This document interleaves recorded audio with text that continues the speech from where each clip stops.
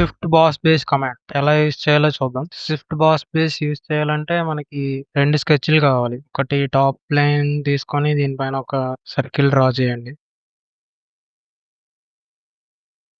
ఒక 50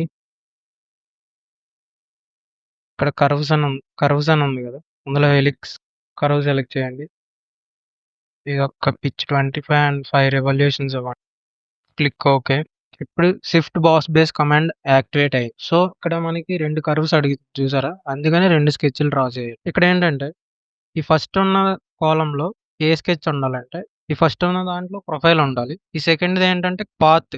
ఈ ప్రొఫైల్ పైనున్న ప్రొఫైల్ మీరు డ్రా చేసిన ప్రొఫైల్ ఏ పాత్ తీసుకొని మెటీరియల్ యాడ్ అవుతూ ఉండాలి. ఫర్ ఎగ్జాంపుల్ మీకు సర్క్యులర్ ప్రొఫైలే కావాలంటే మీకు ఈ ప్రొఫైల్ స్కెచ్ అవసరం లేదు. డైరెక్ట్‌గా ఇక్కడ సర్క్యులర్ ప్రొఫైల్ క్లిక్ చేసి ఇక్కడ పాత్ దగ్గర మనం గీసిన హెలిక్స్ కర్వ్ ఉంది కదా! ఆ కర్వ్ సెలెక్ట్ చేసుకుంటే సరిపోతుంది. ఇక్కడ ఈ సర్క్యులర్ ప్రొఫైల్ అంటే చూడండి. ఇక్కడ ఈ ప్రొఫైల్ ఉంది కదా! ఈ ప్రొఫైల్ సర్కిల్‌లో ఉండాలా? లేదంటే వేరే ప్రొఫైల్ ఉండాలా? అన్నది మనమే డిసైడ్ చేయాలి. ఇక్కడ సర్క్యులర్ ప్రొఫైల్ వద్దు.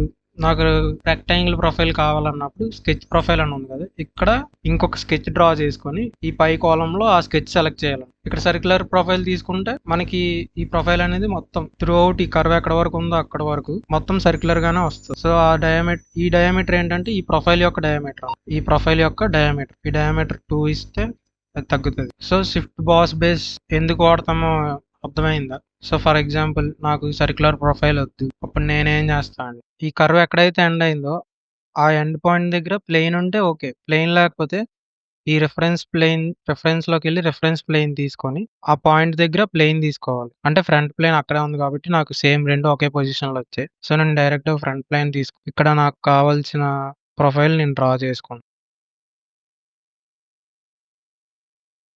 ఇది 25. ఎందుకంటే 25 మనం ఈ హెలిక్స్ డ్రా చేసే ముందు ఒక సర్కిల్ డ్రా చేసాం. ఆ సర్కిల్ యొక్క రేడియస్ 50 తీసుకున్నాం కాబట్టి 25 ఇచ్చాం. So, exit and Swift boss base select చేసి ఇక్కడ ఆటోమేటిక్‌గా మనం డ్రా చేసిన ఈ ప్రొఫైల్ స్కెచ్ ఉంది కదా! ఆ ప్రొఫైల్ స్కెచ్ సెలెక్ట్ అయింది. ఇక్కడ ఏ పాత్‌లో ఇవి మెటీరియల్ యాడ్ అవ్వాలన్నది ఇక్కడ సెలెక్ట్ చేయాలి. ఒకవేళ ఈ ప్రొఫైల్ గీసి ఇక్కడ సర్క్యులర్ ప్రొఫైల్ సెలెక్ట్ చేశారంటే మీకు సర్క్యులర్ ప్రొఫైలే వస్తది. స్కెచ్ ప్రొఫైల్ కావాలంటే మనం ఏదైతే డ్రా చేసామో ఆ ప్రొఫైల్ వస్తది. సో, ఈ స్కెచ్ సెలెక్ట్ చేయాలి ఇక్కడ. ఇక్కడ హెలిక్స్ సెలెక్ట్ చేస్తే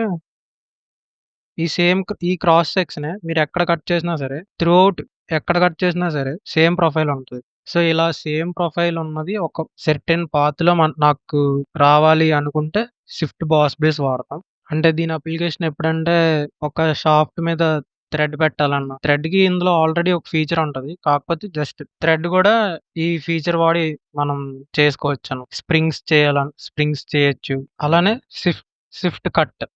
స్విఫ్ట్ కట్ గూడా ఏంటంటే దీనికి ఆపోజిట్.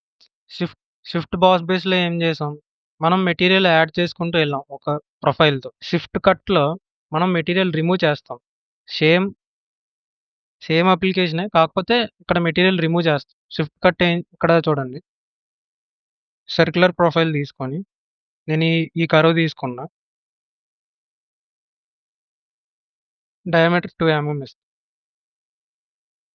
సో, ఇది ఏమవుతుందంటే ఈ సర్క్యులర్ ప్రొఫైల్ ఈ పాత్ ఎలా ఉంటే అలా అంటే ఇక్కడ వరకు కట్ చేస్తదనమాట మెటీరియల్. అంటే అక్కడ హోల్‌లా ఏర్పడతదనమాట. ఇక్కడ హోలొచ్చింది. ఒకవేళ లేదు నాకు ఇక్కడ గూడా సర్క్యులర్ ప్రొఫైల్ ఒద్దు అనుకుంటే, ఇక్కడ ఇంకొక స్కెచ్ ఏమైనా డ్రా చేసి సో, అది గూడా చూద్దాం. ఇది డిలీట్ చేసి, ఇక్కడ నేను ట్రయాంగిల్ తీసుకొని ఎంత 3 పెట్టి